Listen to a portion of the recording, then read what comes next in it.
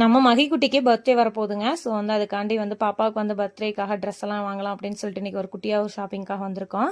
அங்கே நிறைய டாய்ஸ் வச்சுருந்தாங்க. மகிழினி அதெல்லாம் பார்த்துட்டு ஷாக்காகி நின்று பொம்மெல்லாம் பார்த்துக்கிட்டு இருக்கா. பாப்பாவுக்கு வந்து எனக்கு வெஸ்டர்னில் எடுக்கணும்னு சொல்லிட்டு ஒரு ஆசைங்க. அதனால் வந்து ட்ரெஸ்லாம் வெஸ்டர்னில் பார்த்துட்டு இருந்தேன். ஆனாலும் பர்த்டே அன்னைக்கு ஃப்ராக் போட்டால் அழகாக இருக்கும்ல அப்படின்றதுக்காண்டி வந்து ஃப்ராகும் ஒன்று எடுத்து வச்சு பார்த்துக்கிட்டு இருந்தோம்.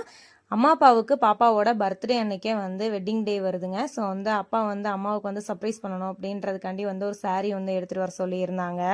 ட்ரெஸ் கடையில் எல்லாமே முடிச்சுட்டு அடுத்து வந்து நகை கடைக்கு வந்துட்டாங்க. நகை கடையில் பார்த்தீங்கன்னா பாப்பாவோட வெள்ளி செயினை வந்து ஆத்துட்டா. அதனால் வந்து அவளுக்கு அந்த வெள்ளி செயின்லாம் வாங்கிட்டு எனக்கு கொஞ்சம் கோல்டெல்லாம் பார்க்கலாம் அப்படின்னு சொல்லி பார்த்துட்டு இருந்தேன். நகை கடையில் சீட்டு போட்டிருந்தேன். அது வந்து க்ளோஸாக இருக்கு, நீ கொஞ்சம் நாள் ஆகும் அப்படின்னு சொல்லியிருந்தாங்க.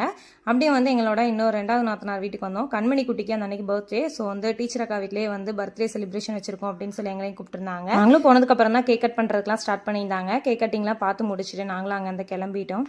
ஓகே ஃப்ரெண்ட்ஸ், அடுத்த ஒரு மினி விளாக்ல பார்க்கலாம். பாய்.